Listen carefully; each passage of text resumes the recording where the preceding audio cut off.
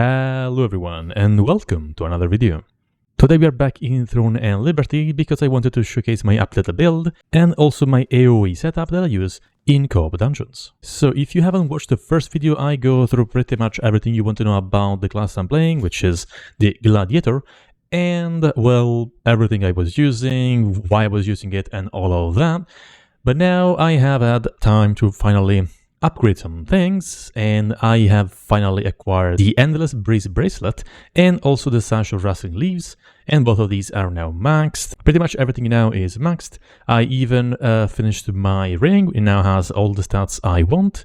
It's only missing the resonant trait, but that will come later. It's a bit expensive. I'll definitely do that when I have more time and resources. So for everything else, my stats are pretty good. I am still missing my gloves because the ones I have are just bad, so I have to change pretty much all the stats, and that will require time. And this is the fourth pair of gloves I get that is bad, so I'm not gonna wait to get another one. I'll just deal with those. I am so done with it. So yeah. Whenever I finally upgrade those, I'll definitely switch to having Heroic, but for now I'll stick with the Brute Slayer because it's overall a pretty good pair of gloves. If you have another one, use it, it's probably gonna be fine. The other big change is that I swapped to the Valentra Skewer of Rending, and that's because with this spear we can reduce enemies' defense by 600 for 3 seconds whenever Blood Leech Aura hits them, and that's pretty much always. The base chance is 80%, so it's quite easy to max that at 100%, and all you have to do is just activate it and stay in range of an enemy, and this will reduce the defense for the whole duration of Blood Leech Aura, and then another 3 seconds. So it's usually about 8 seconds, which is not too bad. Now, the reason why I'm also building Fortitude, which usually is worthless in PvE, is that with the Spear Master you have Tenacious Spirit that gives you 12% less cooldown when you have at least 50 Fortitude, and that's why I'm building that. It's the only reason, and the Spear is quite good for that because it gives you 11, and the rest just comes from pretty much the rest of my gear. I am still missing a bunch of points on my combat power because I just don't have maxed out runes, or I don't even have, of course, maxed out weapons, yeah, because I'm still missing that wisdom at 2. That should be 8, but it's so expensive and I have been unlucky with my pouches. So yeah, that's pretty much the new build. It's the same for bosses. So yeah, that's what it is. If you care about all the stats on all the pieces, this is what I'm rocking. I'll just go through all of them real quick. You can slow down the video if you need to see what everything has. And my stats, I feel like, are doing quite well. Yeah, like 60% more buff duration, 30% less debuff, cooldown of 72, which becomes a 42% less cooldown almost, which is quite nice. Attack speed is 86.8, which is also solid. And yeah, overall, I'm feeling quite confident with this build, and I can deal with pretty much anything in the game. Alright, so for the skills you want to use for this setup, it is a bit different than, of course, the one you have for bosses. And what I focus on is just spamming the Explosive Fury as much as I can to get those Ember stacks, and you use those Ember stacks to then cast Javelin Inferno. And that's the whole combo.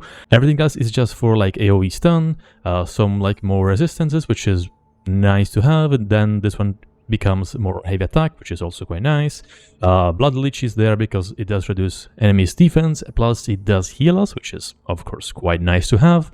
And yeah, everything else is just set up to be AoE pretty much, and we don't really care about anything else other than having Slaughtering Slash that will pretty much explode all the Ignite stacks on enemies, and we are applying quite a lot of them.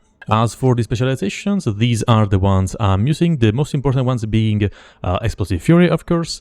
Blood Leech Aura is kind of whatever, but it's nice to have that more health recovery, especially in higher level dungeons. And then Javelin Inferno, because that's the one we are gonna spam the most. And on your Greatsword you want something like this. I prefer having Precision Dash instead of Gale Rush, because having more heavy attack in AoE scenarios is usually better than just having more attack speed. And yeah, Guillotine Blade is now pretty much maxed because we want the AoE on that first specializations, and yeah, that's pretty much it. I have some dummies here. Let's see what damage can we expect from this build. It's usually quite easy to start the rotation. You cast all your buffs, you cast your Explosive Fury, and then we can actually start dealing some nice damage. These of course are dummies, so they don't get affected by the negative defense and a bunch of other things. But the AoE damage, it is quite nice actually. I'm a big fan of this, and I think the strength of Spear in general is in AoE scenarios, because in boss fights it's just not there, with Crucifix being still the best. So yeah, this is what you can usually expect in terms of damage. I think it's quite solid. So yeah, about 4 million damage in, what was it, like 30 seconds or something. So yeah, not bad, not bad, and it's definitely more than you need to kill anything in a dungeon. They usually have like 600,000 HP at most. So yeah, that's pretty cool. Okay, there we go, free spell. Alright, so Bercant, right, let me just use the buff, because why not? So, Bercant, you wanna aggro as much enemies as you want. You won't be dying at all, like it is gonna be very easy to survive. Once again, you activate all your buffs, your stuns and whatever, and yeah, everything just dies. I am using Celebrate because I have like way too many to just waste, but if you don't have it, it's gonna be actually the same. Like I can equip that, and it's gonna be the same unless I'm just fighting one enemy, because in that case it is a bit annoying. You don't have that much single target damage other than Guillotine Blade and Crow's Might. But yeah, that's pretty much what you do. You aggro all the enemies you want, because you won't be dying. I'll show you the Mastery later, because it's a bit annoying to go through everything. But yeah, we have enough survivability to just not die and kill whatever we want in a matter of a few hits. Let's see if there's anyone in here. There's more enemies, so it might be a bit cooler to show that. Even in Crimson you can pretty much solo, because there's just so much survivability on this build that it does not matter what you're doing, you won't be dying, and I love that. Yeah, there we go. All the enemies, they will not last long at all, and there we go. All of that. There are more over here. Once again, I just find this very comfortable. I can solo whatever I want. I die sometimes in Crimson because enemies just have way too many CCs and way too many ways of annoying you, so that can happen. I still recommend having a healer in your party for Crimson, because yeah, way too annoying. But like for Bercant, this is probably even overkill. So yeah, there we go. This is the build. Quite easy to deal with everything. Let's teleport to Crimson now. Okay, so we are now in Crimson, and your enemies of course have more HP and they deal more damage, but it's not that big of a deal. I have some food buffs active, which you should have in Crimson anyway, so yeah, let's just go through all of these enemies real quick. And once again, just spam your javelin. And enemies don't like that. Apparently I had some things to open here. Okay, let's get some more enemies. I think we'll be more than fine. We still are above 20,000 HP after killing all of those. CC are a bit annoying once again. This is the problem with Crimson Manor. They have just so much CC.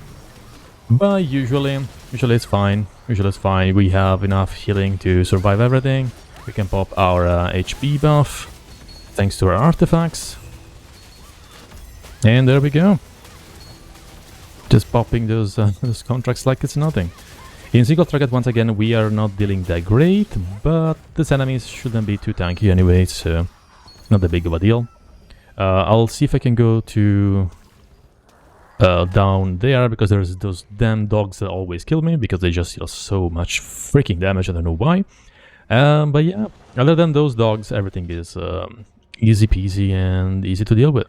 So let me aggro all of these doggies and whatever, and it is a bit more annoying once again because they just deal so much damage, but if you manage to just kill the dogs first, you should be You should be fine. If you kill the dog first, yeah, you can see I'm taking some nice damage. Way too much because of the dogs. But even though we are taking so much damage, we have a lot of shields, a lot of healing. It's usually fine to take some damage. Just pop some healing here and there if you need to. And yeah, that's pretty much how it goes. We are also gaining quite a lot of shields when we cast our Bastion, because that's one of the specializations we picked. But yeah, once again, I'm feeling quite comfortable. It becomes a bit less comfortable in Crimson Floor 3 because yeah, it's just too much there. It just becomes a bit too much. But even if I like go over there, which is a bit more annoying since there's more enemies, it's more than fine. And like, this is just me talking as scripted, so if it's boring, I'm sorry for that. I just wanted to showcase the build in a more interesting and I guess difficult scenario. So yeah, if I find this boring, let me know in the comments. I'll put some fun music over it next time. Anyways, this is the farming. I'm not using Celerite once again. You should, and you should also have all the buffs active, like all the food buffs and everything. Because yeah, you might not have everything maxed out like I do. So yeah, there we go. That's the build in a real scenario. Let me just teleport back. So for the mastery, this is what I am using. This is the spear. Once again, we are focusing on those explosions and also that cooldown reduction, which it's very nice to have. Even on the boss fight, sorry, on the boss setup I also have that. It just is the way to go. They're actually quite similar if you check them. Like, I'm only switching to max health instead of more range, because having more range here means my javelins can be launched from further away, and that's nice, of course, in an AoE scenario. And on the Greatsword, it's where we have all that juicy survivability, mostly coming from Blade Harvest, which allows us to restore 10% of damage dealt as health for 2 seconds after casting a movement skill with a Greatsword, and that's also why we are using Precision Dash. And I mean, this also grants us a massive amount of heavy attack, which lasts for a stupid amount of time. We can actually just have this perma-active all the time if we cast it correctly. So yeah, that's the build. This is what I'm using as the overall mastery skills. You can change them and go for something else if you want. I honestly feel comfortable with this. You may you could swap this for example, Falling Flower, which has some more AoE. But it's overall whatever. Like, your damage will come mostly from your javelin anyway and your explosions. So there we go. And yeah, that's pretty much the Gladiator build. And also the AoE setup. I hope you enjoy that, and I hope you use it in your co-op dungeons, because it's the most comfortable one to use for me at least. But yeah, if you want to go for a boss class, definitely choose Crucifix. It's still the best class to use for bosses. Yeah, you might want to focus on that if that's what you want to do. But yeah, I can still clear quite easily Hall of Illusion and my Gate of Infinity, and I mean the tower, I guess, but it's quite easy. And yeah, you should be fine with this setup for boss fights as well, as long as you change your skills to what I was using in the other video. I still recommend swapping to the Valentra Skewer because of that negative defense on enemies. It is such a massive damage boost over the Crimson Spear. But I've also finally acquired an actual spear. So I might use this in my next video if I ever finish building it, to actually see the difference between having a spear and having a Greatsword as your heroic weapon. It might take a while, but I guess I might be able to do it. Anyways, till then, I hope you guys enjoyed the video, and if you did, remember to leave a like, and if you like my content, consider subscribing. I wish you a beautiful rest of the day. Thanks for watching, and bye-bye.